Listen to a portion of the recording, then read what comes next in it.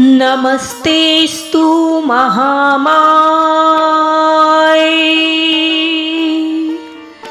श्रीपीठे सुरपूजिते शंखचक्रे गदाहस्ते महालक्ष्मी नमस्तुते। प्रिय भक्तों, आज शुक्रवार है जो कि माता लक्ष्मी जी को पूरी तरह से समर्पित है और आज हम सुनेंगे माता लक्ष्मी का पौराणिक और पावरफुल मंत्र। प्रिय भक्तों, शास्त्रों में वर्णित है कि जब समुद्र मंथन हुआ तो अमृत कलश के साथ मां लक्ष्मी जी प्रकट हुई। समस्त देवताओं और आराषि मुनियों ने उन्हें सृष्टि की संपदा की अधिष्ठात्री देवी मानकर उनकी आराधना की। कहते हैं उसी समय महर्षि भृगु ने इस दिव्य मंत्र का प्रथम उच्चारण किया था। शास्त्रों में वर्णन है कि महर्षि भृगु ने इस मंत्र के जाप से अपने आश्रम में अनंत समृद्धि का द्वार खोला। जहां पहले साधारण व्यवस्था थी, वहां देवी लक्ष्मी के आशीर्वाद से अन्न, धन और वैभव का अंबार लग गया। तभी से यह मंत्र संपूर्ण ऐश्वर्य और सुख समृद्धि का मंत्र कहलाया। माता लक्ष्मी का यह महामंत्र केवल धन संपत्ति ही नहीं, बल्कि घर में सौभाग्य, शांति और सकारात्मक ऊर्जा का भी संचार करता है। जो साधक इसे श्रद्धा और नियम से जपता है, उसके जीवन से दरिद्रता, बाधाएं और नकारात्मक ऊर्जा स्वतः दूर हो जाती हैं। प्रिय भक्तों, आप सभी को आज इस मंत्र का जाप कम से कम 108 बार के लिए करना है और यदि आप 108 बार श्रवण नहीं कर सकते हैं तो 21 या फिर 51 बार के लिए जरूर करें। तो आइए श्रद्धा और विश्वास के साथ इस दिव्य लक्ष्मी मंत्र का जप करें और अपने जीवन को सुख, शांति और समृद्धि से भर दें। लेकिन सबसे पहले इस वीडियो को ज्यादा से ज्यादा लोगों तक पहुंचाने के लिए इसे लाइक और शेयर जरूर करें। माता लक्ष्मी की कृपा हमेशा आप पर बनी रहे, इसके लिए चैनल को सब्सक्राइब कर लें और कमेंट बॉक्स में जय मां लक्ष्मी लिखकर माता के चरणों में अपनी हाजिरी लगाएं। एक बार प्रेम से बोलिए जय मां लक्ष्मी। ओम ह्रीं श्रीं क्लीं श्री महालक्ष्म्यै नमः। ओम ह्रीं श्रीं क्लीं श्री महालक्ष्म्यै नमः। ओम ह्रीं श्रीं क्लीं श्री महालक्ष्म्यै नमः। ओम ह्रीं श्रीं क्लीं श्री महालक्ष्म्यै नमः। ओम ह्रीं श्रीं क्लीं श्री महालक्ष्म्यै नमः। ओम ह्रीं श्रीं क्लीं श्री महालक्ष्म्यै नमः। ओम ह्रीं श्रीं क्लीं श्री महालक्ष्म्यै नमः। ओम ह्रीं श्रीं क्लीं श्री महालक्ष्म्यै नमः। ओम ह्रीं श्रीं क्लीं श्री महालक्ष्म्यै नमः।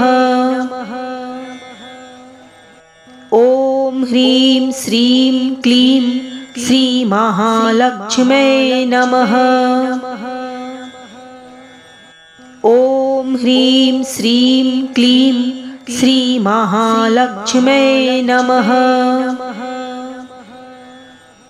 नमः। ओम ह्रीं श्रीं क्लीं श्री महालक्ष्म्यै नमः। ओम ह्रीं श्रीं क्लीं श्री महालक्ष्म्यै नमः। ओम ह्रीं श्रीं क्लीं श्री महालक्ष्म्यै नमः। ओम ह्रीं श्रीं क्लीं श्री महालक्ष्म्यै नमः। ओम ह्रीं श्रीं क्लीं श्रीमहालक्ष्म्यै नमः। ॐ ह्रीं श्रीं क्लीं श्रीमहालक्ष्म्यै नमः।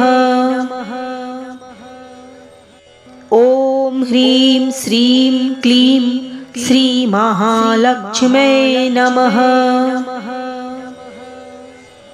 ॐ ह्रीं श्रीं क्लीं श्रीमहालक्ष्म्यै नमः। ॐ ह्रीं श्रीं क्लीं श्रीमहालक्ष्म्यै नमः। ॐ ह्रीं श्रीं क्लीं श्रीमहालक्ष्म्यै नमः। ॐ ह्रीं श्रीं क्लीं श्रीमहालक्ष्म्यै नमः। ॐ ह्रीं श्रीं क्लीं श्रीमहालक्ष्म्यै नमः। ॐ ह्रीं श्रीं क्लीं श्रीमहालक्ष्म्यै नमः। ॐ ह्रीं श्रीं क्लीं श्रीमहालक्ष्म्यै नमः। ॐ ह्रीं श्रीं क्लीं श्रीमहालक्ष्म्यै नमः। ॐ ह्रीं श्रीं क्लीं श्रीमहालक्ष्म्यै नमः। ॐ ह्रीं श्रीं क्लीं श्रीमहालक्ष्म्यै नमः।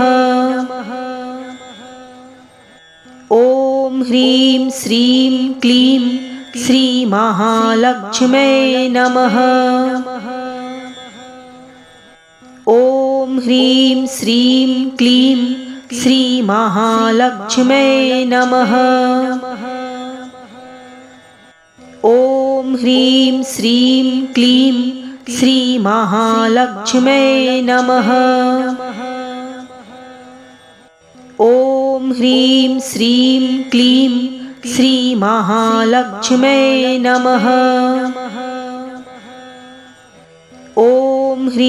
श्रीं क्लीं श्रीमहालक्ष्म्यै नमः। ॐ ह्रीं श्रीं क्लीं श्रीमहालक्ष्म्यै नमः। ॐ ह्रीं श्रीं क्लीं श्रीमहालक्ष्म्यै नमः। ॐ ह्रीं श्रीं क्लीं श्रीमहालक्ष्म्यै नमः। ॐ ह्रीं श्रीं क्लीं श्रीमहालक्ष्म्यै नमः।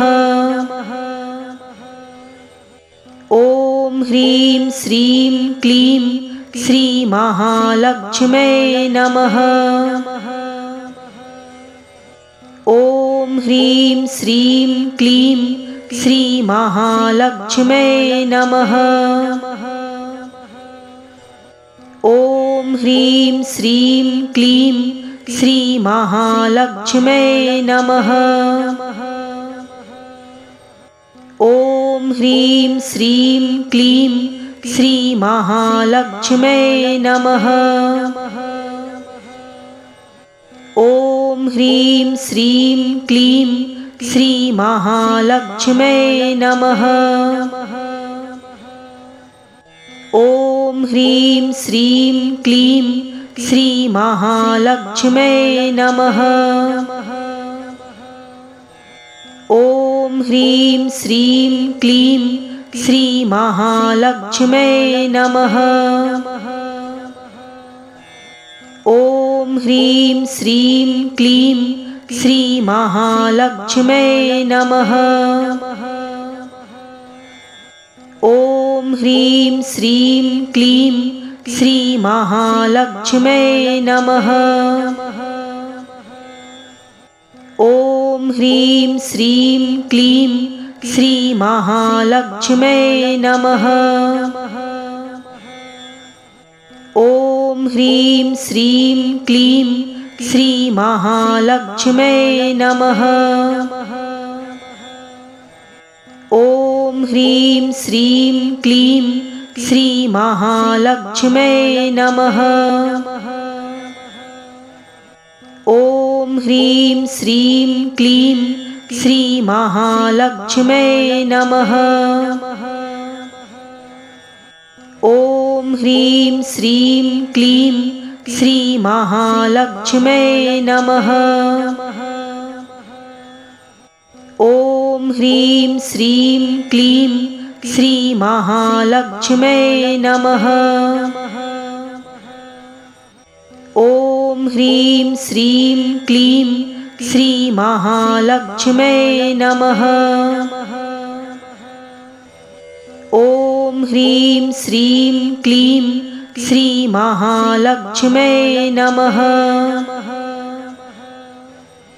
ॐ ह्रीं श्रीं क्लीं श्रीमहालक्ष्म्यै नमः। ॐ ह्रीं श्रीं क्लीं श्रीमहालक्ष्म्यै नमः। ॐ ह्रीं श्रीं क्लीं श्रीमहालक्ष्म्यै नमः। ॐ ह्रीं श्रीं क्लीं श्रीमहालक्ष्म्यै नमः। ॐ ह्रीं श्रीं क्लीं श्रीमहालक्ष्म्यै नमः। ॐ ह्रीं श्रीं क्लीं श्रीमहालक्ष्म्यै नमः। ॐ ह्रीं श्रीं क्लीं श्रीमहालक्ष्म्यै नमः। ॐ ह्रीं श्रीं क्लीं श्रीमहालक्ष्म्यै नमः। ॐ ह्रीं श्रीं क्लीं श्रीमहालक्ष्म्यै नमः। ॐ ह्रीं श्रीं क्लीं श्रीमहालक्ष्म्यै नमः। ॐ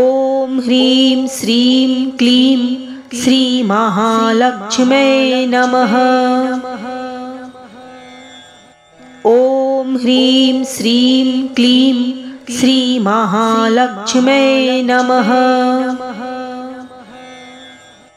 ॐ ह्रीं श्रीं क्लीं श्रीमहालक्ष्म्यै नमः। ॐ ह्रीं श्रीं क्लीं श्रीमहालक्ष्म्यै नमः। ॐ ह्रीं श्रीं क्लीं श्रीमहालक्ष्म्यै नमः। ॐ ह्रीं श्रीं क्लीं श्रीमहालक्ष्म्यै नमः। ॐ ह्रीं श्रीं क्लीं श्रीमहालक्ष्म्यै नमः। ॐ ह्रीं श्रीं क्लीं श्रीमहालक्ष्म्यै नमः। ॐ ह्रीं श्रीं क्लीं श्रीमहालक्ष्म्यै नमः। ॐ ह्रीं श्रीं क्लीं श्रीमहालक्ष्म्यै नमः। ॐ ह्रीं श्रीं क्लीं श्रीमहालक्ष्म्यै नमः। ॐ ह्रीं श्रीं क्लीं श्रीमहालक्ष्म्यै नमः। ॐ ह्रीं श्रीं क्लीं श्रीमहालक्ष्म्यै नमः। ॐ ह्रीं श्रीं क्लीं श्रीमहालक्ष्म्यै नमः। ॐ ह्रीं श्रीं क्लीं श्रीमहालक्ष्म्यै नमः।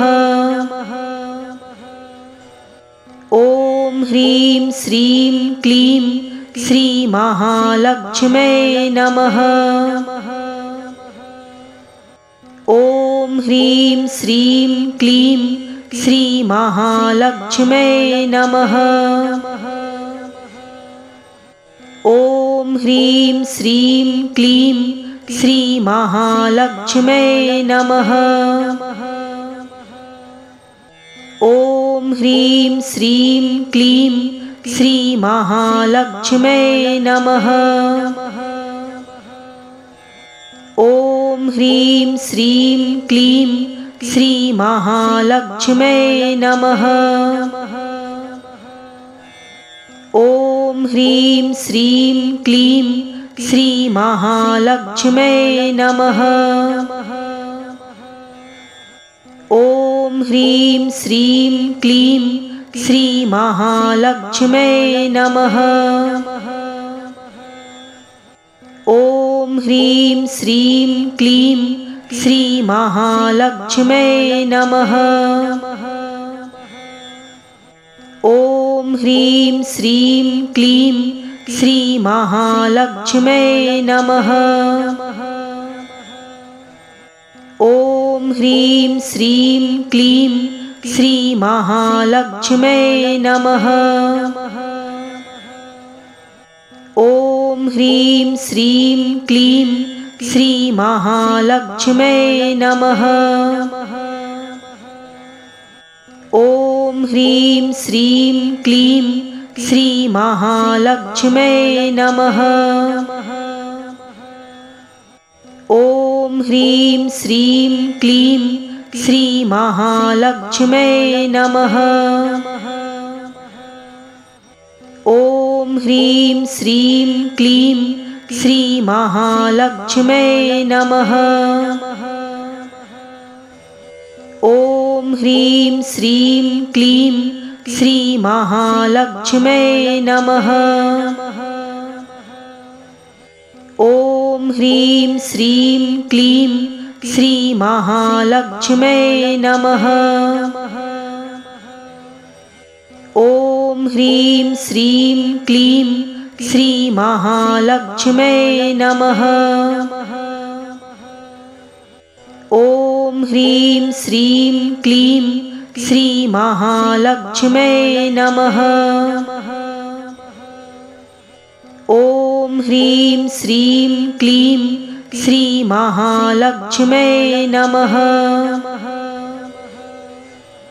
ॐ ह्रीं श्रीं क्लीं श्रीमहालक्ष्म्यै नमः। ॐ ह्रीं श्रीं क्लीं श्रीमहालक्ष्म्यै नमः। ॐ ह्रीं श्रीं क्लीं श्रीमहालक्ष्म्यै नमः। ॐ ह्रीं श्रीं क्लीं श्रीमहालक्ष्म्यै नमः। ॐ ह्रीं श्रीं क्लीं श्रीमहालक्ष्म्यै नमः। ॐ ह्रीं श्रीं क्लीं श्रीमहालक्ष्म्यै नमः। ॐ ह्रीं श्रीं क्लीं श्रीमहालक्ष्म्यै नमः। ॐ ह्रीं श्रीं क्लीं श्रीमहालक्ष्म्यै नमः। ॐ ह्रीं श्रीं क्लीं श्रीमहालक्ष्म्यै नमः। ॐ ह्रीं श्रीं क्लीं श्रीमहालक्ष्म्यै नमः। ॐ ह्रीं श्रीं क्लीं श्रीमहालक्ष्म्यै नमः। ॐ ह्रीं श्रीं क्लीं श्रीमहालक्ष्म्यै नमः। ॐ ह्रीं श्रीं क्लीं श्रीमहालक्ष्म्यै नमः। ॐ ह्रीं श्रीं क्लीं श्रीमहालक्ष्म्यै नमः। ॐ ह्रीं श्रीं क्लीं श्रीमहालक्ष्म्यै नमः। ॐ ह्रीं श्रीं क्लीं श्रीमहालक्ष्म्यै नमः। ॐ ह्रीं श्रीं क्लीं श्रीमहालक्ष्म्यै नमः। ॐ ह्रीं श्रीं क्लीं श्रीमहालक्ष्म्यै नमः। ॐ ह्रीं श्रीं क्लीं श्रीमहालक्ष्म्यै नमः। ॐ ह्रीं श्रीं क्लीं श्रीमहालक्ष्म्यै नमः। ॐ ह्रीं श्रीं क्लीं श्रीमहालक्ष्म्यै नमः। ॐ ह्रीं श्रीं क्लीं श्रीमहालक्ष्म्यै नमः। ॐ ह्रीं श्रीं क्लीं श्रीमहालक्ष्म्यै नमः। ॐ ह्रीं श्रीं क्लीं श्रीमहालक्ष्म्यै नमः। ॐ ह्रीं श्रीं क्लीं श्रीमहालक्ष्म्यै नमः। ॐ ह्रीं श्रीं क्लीं श्रीमहालक्ष्म्यै नमः। ॐ ह्रीं श्रीं क्लीं श्रीमहालक्ष्म्यै नमः। ॐ ह्रीं श्रीं क्लीं श्रीमहालक्ष्म्यै नमः। ॐ ह्रीं श्रीं क्लीं श्रीमहालक्ष्म्यै नमः। ॐ ह्रीं श्रीं क्लीं श्रीमहालक्ष्म्यै नमः। ॐ ह्रीं श्रीं क्लीं श्रीमहालक्ष्म्यै नमः। ॐ ह्रीं श्रीं क्लीं श्रीमहालक्ष्म्यै नमः। ॐ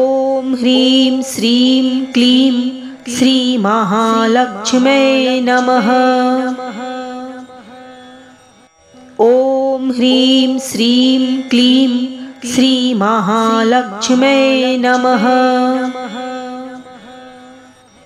ॐ ह्रीं श्रीं क्लीं श्रीमहालक्ष्म्यै नमः। ॐ ह्रीं श्रीं क्लीं श्रीमहालक्ष्म्यै नमः। ॐ ह्रीं श्रीं क्लीं श्रीमहालक्ष्म्यै नमः। ॐ ह्रीं श्रीं क्लीं श्रीमहालक्ष्म्यै नमः। ॐ ह्रीं श्रीं क्लीं श्रीमहालक्ष्म्यै नमः। ॐ ह्रीं श्रीं क्लीं श्रीमहालक्ष्म्यै नमः। ॐ ह्रीं श्रीं क्लीं श्रीमहालक्ष्म्यै नमः। ॐ ह्रीं श्रीं क्लीं श्रीमहालक्ष्म्यै नमः। ॐ ह्रीं श्रीं क्लीं श्रीमहालक्ष्म्यै नमः। ॐ ह्रीं श्रीं क्लीं श्रीमहालक्ष्म्यै नमः। ॐ ह्रीं श्रीं क्लीं श्रीमहालक्ष्म्यै नमः। ॐ ह्रीं श्रीं क्लीं श्रीमहालक्ष्म्यै नमः। ॐ ह्रीं श्रीं क्लीं श्रीमहालक्ष्म्यै नमः। ॐ ह्रीं श्रीं क्लीं श्रीमहालक्ष्म्यै नमः। ॐ ह्रीं श्रीं क्लीं श्रीमहालक्ष्म्यै नमः। ॐ ह्रीं श्रीं क्लीं श्रीमहालक्ष्म्यै नमः। ॐ ह्रीं श्रीं क्लीं श्रीमहालक्ष्म्यै नमः।